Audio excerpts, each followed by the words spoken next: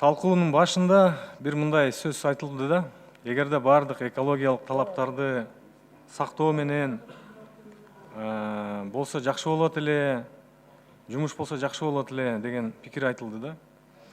Мен унчукпай кое албай мажбур болуп атам да сүйлөгөнгө. Бир мисал келтиргим келет да. Лицензия берип атканда сөзсүз түрдө башында проект долбоор бекитилет. Проектте ошол жер аянты бекитилет. Ала Бак районунун, азыр атын айтпай эле коеюн, бир фирма боюнча ошол проектинин бекитилген отводдон сыртка чыгып кеткен 10 гектар жерди казып атат деп мен ГКПНге, техинспекцияга 1,5 жылдын ичинде бир жалган айтпасам бир 10 жолу кайрылып, Ген прокуратурага чейин кайрылып, мындай нарушение болуп жатат деп кайрылып, алар текшерүү комиссияларын түзүп атты. Эми сөз көп, жыйынтыгында эч кандай чара көрүлгөн жок. Ошол проекттин сырткары 10 гектар жерди казып, асказоолорду талкалап, бардыгын аягында тегиздеп, казып кетип калышты алар. Бүгүнкү күндө жок эч нерсе.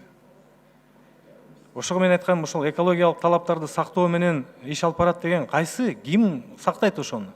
Өкмөттүн ушул органдары да, ошол эле ГКПН, ошол эле техинспекция, көзөмөлдөй турган ошол эле органдар. Анан мен мына тирүү өз көзүмөн, өзүм башыман өткөргөн мисалды айтып атам. Кантип биз анан кийин биздеги эң негизги байлык биздин жаратылышыбыз, биздин экологиябыз. Мына жакшы биздин коллегалар азыр мисал келтирип кетпеди. Мына күн тартибинде азыр зеленый экономика, Парижский клубду карап атабыз. 10 секунд. Туризм биздин локомотивибиз болот келечекте деп атабыз дагы, анан кийин мен деле каршымын. 170 ошол Кара Балтанын жумушчулары ишсиз иштейт. Башка выходтарды караш керек. Ошол урматтуу депутаттар, сиздер айткан заманбап технология, коопсуз жаңы инновацияларды көзөмөлдөй турган органдар, техинспекция менен ГКПНдин акыбалы бүгүнкүдөй болгонго чейин мен каршымын. Ага мен мисал келтирип да түшүндүрүп айтып бердим. Эч ким жоопкерчилик тарткан жок. Тонналаган алтындар алынып кеткени бир тең, экологиябызга канчалаган зыян келтиргени бир тең. Мен ушу кат жазып чарчаган соң ушул иш акыры чарчайсың деген алып келишти дагы, кат жазып кала бердик. Мына кечеки эле дагы бир более свежий мисал келтирейин.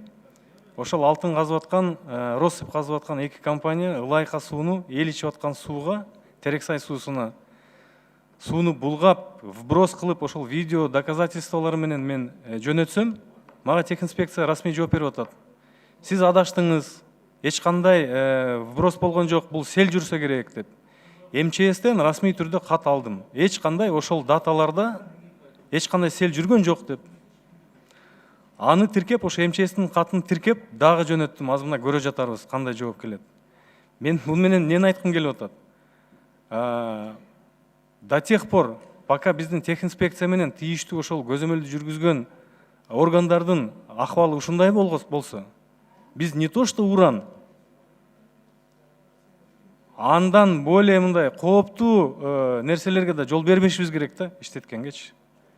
Мен деле мисалы үчүн мына мен деле кошулам Улукбек Зулпикаровичтин сөзүнө. 70 жылдан бери эмне себептен коопсуз иштеп келген ал завод?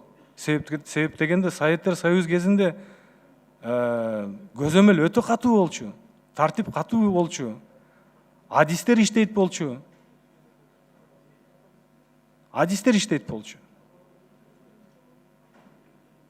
170 адамдын тагыры албетте биз үчүн кайдыгер эмеспиз ага.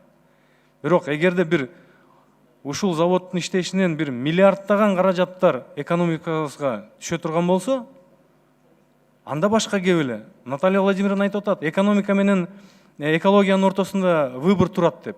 Мен ага кошулбайм. Бул жерде эч кандай выбор деле болушу мүмкүн эмес. Каяктагы экономика? Айтышсынчы, ошо салык түрүндө канча каражат түшөт ошол завод иштесе?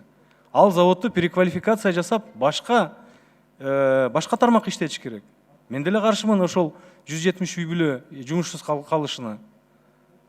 Бирок бизде мындай, биз брендти эметишибиз керек да. Бизде жападан жал Жиынтыктап алыңыз Исхак. жыйынтыктап алайын.